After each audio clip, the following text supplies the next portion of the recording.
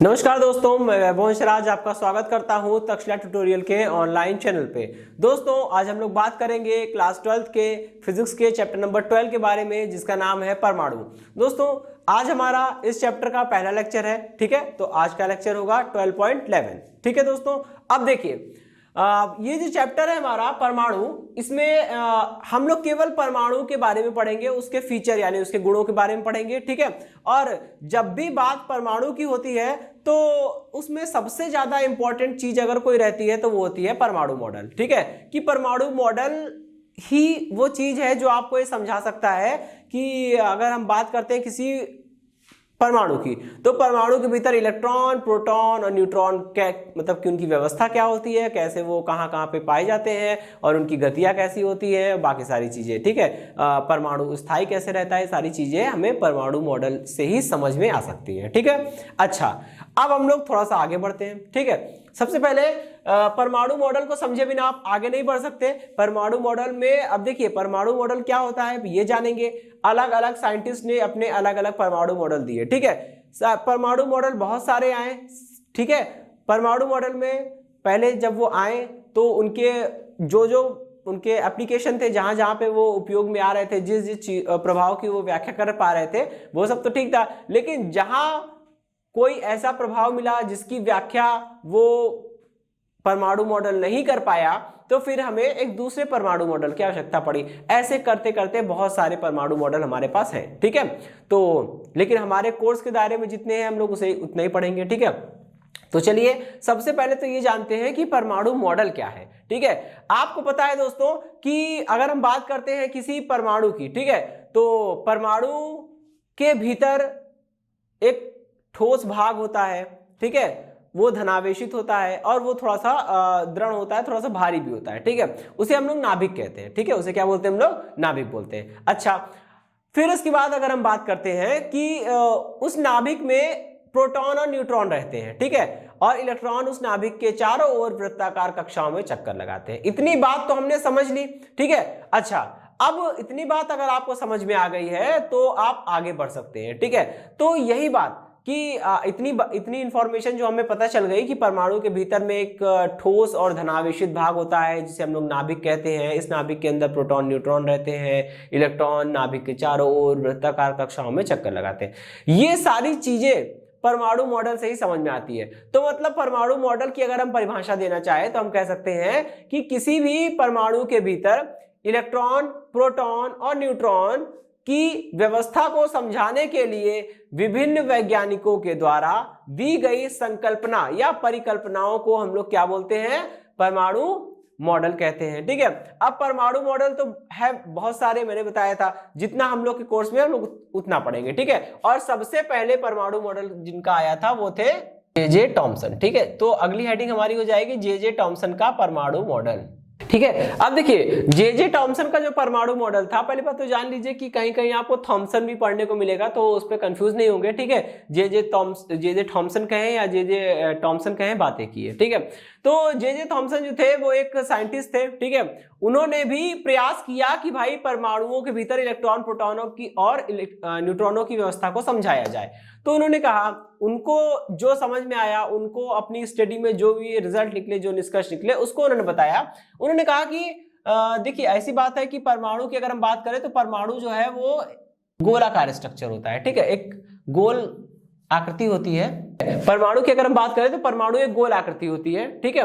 अच्छा, उस गोलाकार भाग के भीतर जो होता है वो धनावेश तो सब जगह होता है, ठीक है। धनावेश तो सभी जगह होगा।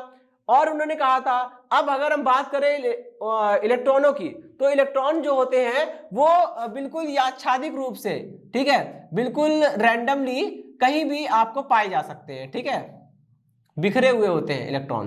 तो दोस्तों जे टॉमसन का परमाणु मॉडल में जे टॉमसन ने कहा था कि परमाणु जो होता है वो एक गोलाकार आकृति होती है जिसके भीतर धनावेश एक समान रूप से फैला होता है, ठीक है। ऐसा नहीं होगा कि किसी हिस्से में ज्यादा धनावेश होगा और किसी हिस्से में कम होगा। धनावेश एक समान रूप से फैला रहता है और जो ऋणावेशित कण होते हैं यानी कि जो इलेक्ट्रॉन्स होते हैं वो क्या करते हैं, वो उस परमाणु के भीतर बिल्कुल यादृच्छिक रूप से फैले होते हैं, बिल्कुल रैंडमली फैले होते हैं, ठीक है।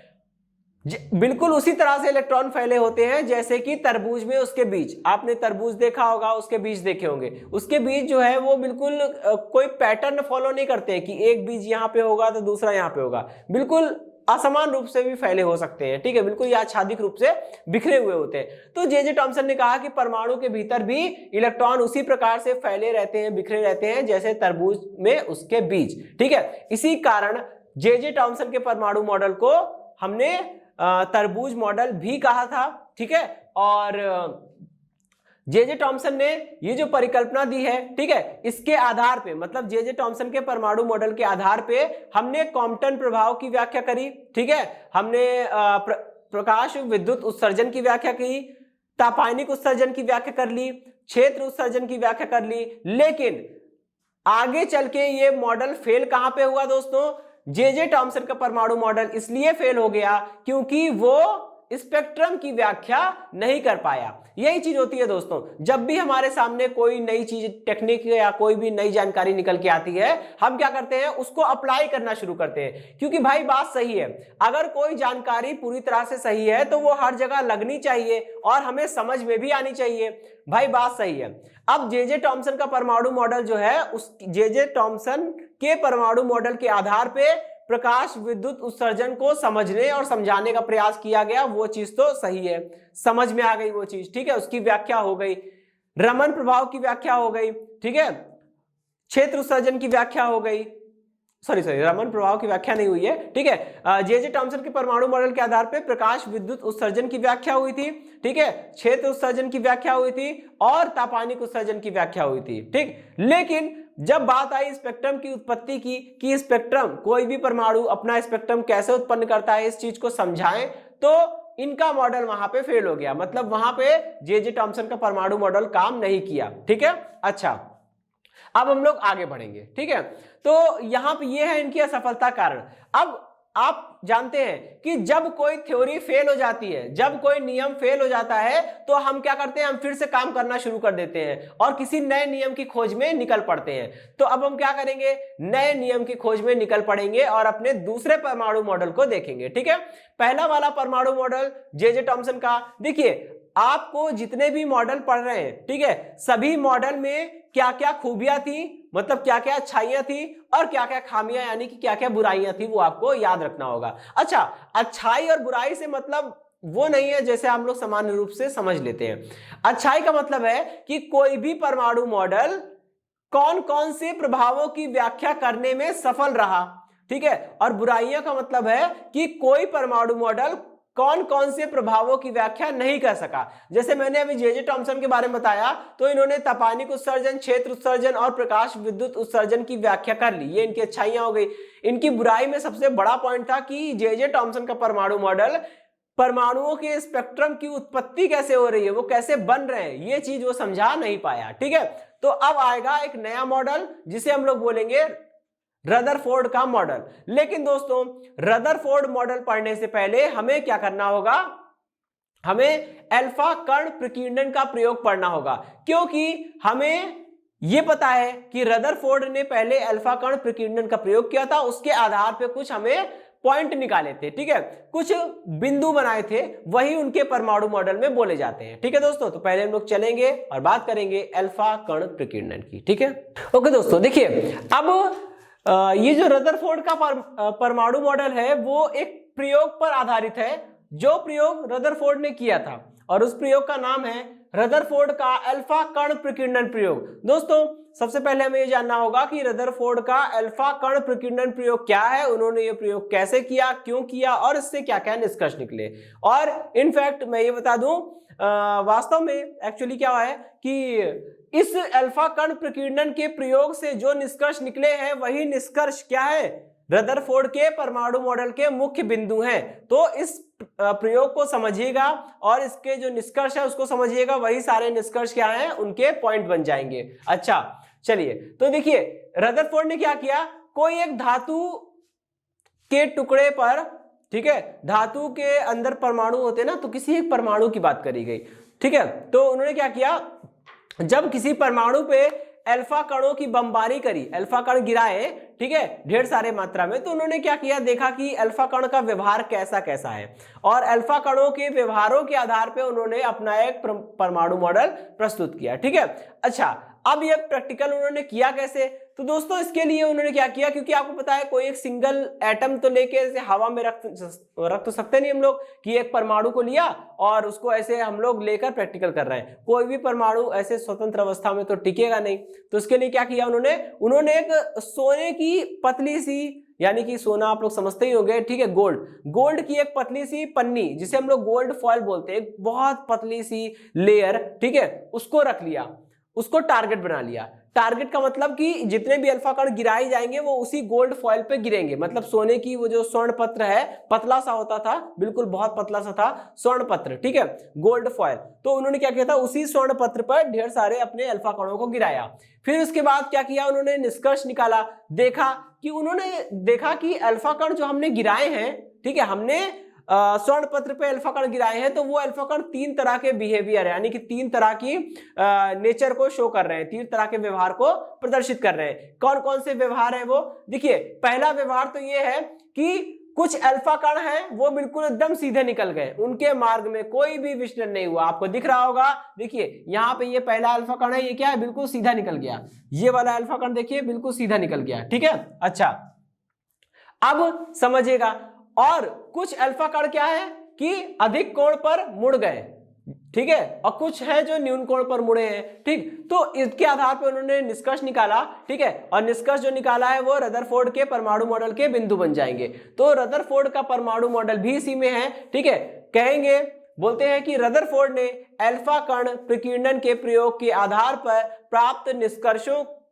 को लेकर एक परमाणु मॉडल प्रस्तुत किया, जिसे रदरफोर्ड का परमाणु मॉडल कहते हैं, ठीक है। इस परमाणु मॉडल के मुख्य बिंदु इस प्रकार हैं, ठीक है। पहला पॉइंट है कि रदरफोर्ड ने यह देखा कि कुछ अल्फा कण परमाणु के भीतर से होकर बिल्कुल सीधी रेखा में गति करते हुए निकल जाते हैं, ठीक है। रदरफोर्ड ने इससे यह निष्कर्ष निकाला कि भाई परमाणु का अधिकांश भाग तो खोखला है, क्योंकि अगर खोखला ना होता तो ये अल्फा कण कैसे बिल्कुल एकदम सीधी रेखा में चलते चले गए, कोई भी मार्ग में विचलन नहीं हुआ, ठीक है। तो रदरफोर्ड ने पहला निष्कर्ष निकाला कि परमाणु का अधिकांश भाग क्या है भैया, खोखला है, ठीक है। अच्छा, अब उन्होंने देखा कि कुछ अल्फा कण ऐसे हैं, ठीक है, कुछ अल्फा कण ऐसे हैं जो अधिक कोण पर विचलित हो जा रहे हैं। दोस्तों देखिए, इसको जाना चाहिए सीधे, लेकिन मुड़ गया ऐसे, काफी ज्यादा कोण से देखिए मुड़ गया। खुद समझिए, अगर कोई मान लीजिए इंसान सीधे रास्ते चल रहा है, अचानक से वो ऐसे मुड़ गया, तो आप समझिए उसको जाना चाहिए था सीधे, उसको जाना था सीधे, वो देखिए वो इंसान, वो व्यक्ति इतने कोण से मुड़ गया, ये जो कोण है वो अधिक कोण है ना। इसका मतलब देखिए, कुछ अल्फा कण ऐसे हैं जो नाभिक के पास आते ही, जो परमाणु में प्रवेश करते ही क्या किए, अधिक कोण से विचलित हो गए, और जो अल्फा कण अधिक कोण से विचलित हुए हैं, तो इसको लेकर रदरफोर्ड ने यह निष्कर्ष निकाला कि भाई अल्फा कण की अगर हम बात करते हैं तो अल्फा कण क्या होते हैं, हीलियम परमाणु के नाभिक होते हैं, ठीक है। अल्फा कण क्या होते हैं, हीलियम परमाणु के नाभिक होते हैं। हीलियम तो आप लोग जानते ही होंगे, ठीक है, 2He4 का नाभिक।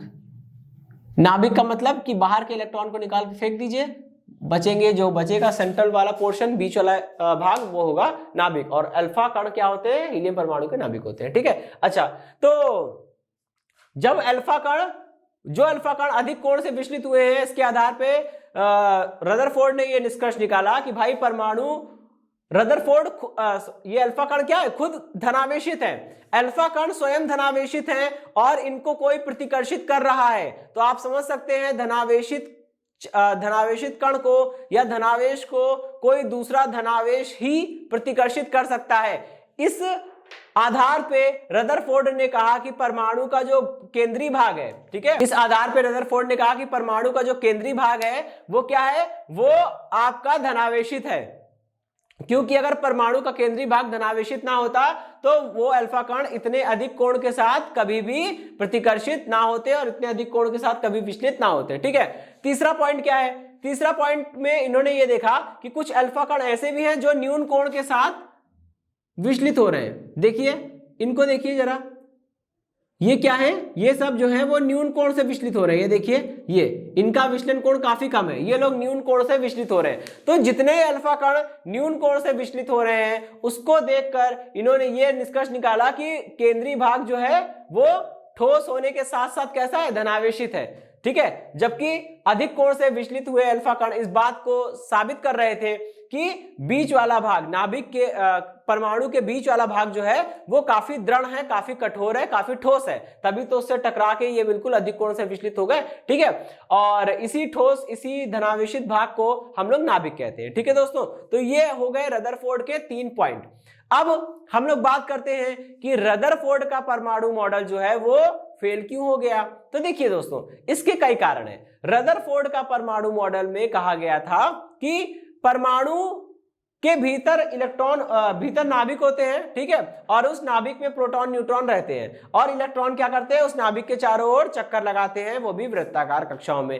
तो सवाल ये उठता है, जब इलेक्ट्रॉन नाभिक के चारों ओर वृत्ताकार कक्षाओं में चक्कर लगाएंगे तो क्या होगा, उनकी ऊर्जा कम होगी। तो जब इलेक्ट्रॉन वृत्ताकार कक्षाओं में चक्कर लगाएंगे तो उनकी गति कैसी होगी दोस्तों, त्वरित गति होगी। ठीक है, क्योंकि जब भी कोई भी वस्तु वृत्ताकार मार्ग पर चलती है तो उसका वेग लगातार परिवर्तित होता रहता है, भले उसकी चाल स्थिर हो लेकिन उसका वेग परिवर्तित होता रहता है। 11वीं क्लास में वृत्तीय गति एक टॉपिक था, वो हमने पढ़ा था, ये बात वहीं से आती है। ठीक है, तो इतना तो तय हो गया, जब इलेक्ट्रॉन वृत्ताकार कक्षाओं में चक्कर लगाएंगे तो उनकी गति कैसी होगी, त्वरित गति होगी। अब वैद्युत गतिकी यानी कि इलेक्ट्रोडायनामिक्स कहती है कि अगर कोई भी आवेशित कण त्वरित गति करेगा तो वो अपने भीतर से क्या करेगा, इलेक्ट्रोमैग्नेटिक वेव्स यानी विद्युत चुंबकीय तरंगों का उत्सर्जन करेगा।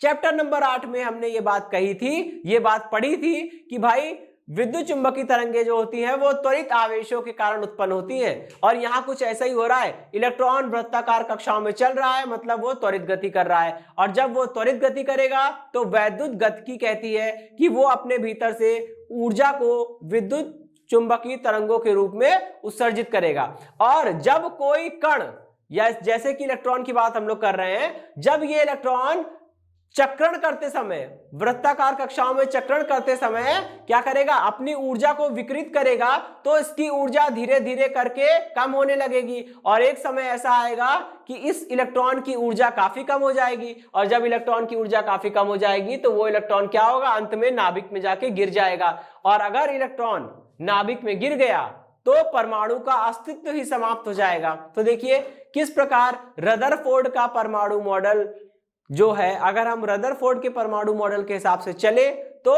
क्या हुआ, परमाणु का अस्तित्व खतरे में पड़ गया कि पर ऐसा रहा तो परमाणु बनेगा ही नहीं, परमाणु टिकेगा ही नहीं, और जब परमाणु ही नहीं रहेगा तो अणु भी नहीं बनेंगे, और जब अणु नहीं बनेंगे तो आपका कोई भी पदार्थ नहीं बन सकता। तो सबसे बड़ा फॉल्ट तो यही था कि रदरफोर्ड का परमाणु मॉडल ये समझा नहीं सका कि कैसे इलेक्ट्रॉन स्टेबल रहेंगे, कैसे परमाणु टिका रहेगा, कैसे उसका स्थायित्व बना रहेगा। ठीक है, अब हम लोग अगला पॉइंट देखते हैं।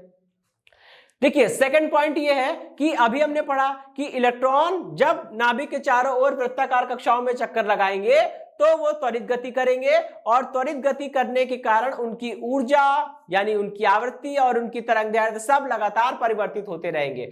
और जब किसी भी इलेक्ट्रॉन की आवृत्ति, तरंगदैर्घ्य, ऊर्जा ये सब परिवर्तित हो रही है तो वो परमाणु जो भी स्पेक्ट्रम निकालेगा वो स्पेक्ट्रम कैसा होना चाहिए, सतत होना चाहिए, क्योंकि उसकी ऊर्जा लगातार चेंज हो रही है। ठीक है, आवृत्ति लगातार चेंज हो रही, तरंगदैर्घ्य भी लगातार चेंज हो रही है, तो वो जब कोई भी चीज लगातार परिवर्तित होती है तो उसके कारण क्या है, जो स्पेक्ट्रम मिलेगा उसमें भी ऊर्जाएं जो है वो लगातार परिवर्तित होंगी, और ऊर्जा के कारण जो स्पेक्ट्रम मिल रहा है वो स्पेक्ट्रम कैसा होगा, सतत होगा, कंटिन्यूअस होगा। लेकिन दोस्तों ऐसा होता नहीं है, परमाणुओं का स्पेक्ट्रम जो होता है वो सतत ना होके विविक्त होता है, थोड़ी थोड़ी गैपिंग होती है उनके बीच में। ठीक है, तो ये पॉइंट भी बिल्कुल उल्टा साबित हो गया। रदरफोर्ड का परमाणु मॉडल कह रहा था कि परमाणुओं का स्पेक्ट्रम सतत आना चाहिए, कंटिन्यूअस आना चाहिए, लेकिन उल्टा ही हो गया। ठीक है, परमाणुओं का स्पेक्ट्रम निकाला गया तो देखा गया कि ये तो बिल्कुल विविक्त आ रहे हैं। रदरफोर्ड का परमाणु मॉडल इसके जस्ट उल्टी बात कर रहा है। तो दूसरा पॉइंट हो गया कि रदरफोर्ड का परमाणु मॉडल क्यों फेल हुआ। अब हम लोग लास्ट पॉइंट की बात करते हैं दोस्तों। देखिए लास्ट पॉइंट ये है कि रदरफोर्ड रदरफोर्ड का परमाणु मॉडल जो है वो जीमान प्रभाव की व्याख्या नहीं कर सका और ना ही वो रमन प्रभाव की व्याख्या कर सका। ठीक है, तो ये 3 कारण हैं जिस कारण से रदरफोर्ड का परमाणु मॉडल अस्वीकार कर दिया गया या वो असफल हो गया। ठीक है दोस्तों, तो इसी के साथ ये टॉपिक खत्म हुआ और ये सेशन खत्म होता है। इस सेशन से जुड़े नोट्स प्राप्त करने के लिए डिस्क्रिप्शन में दिए गए लिंक पर जाके क्लिक कीजिए। ओके दोस्तों, आज के सेशन में इतना ही, मिलता हूं नेक्स्ट सेशन में। धन्यवाद।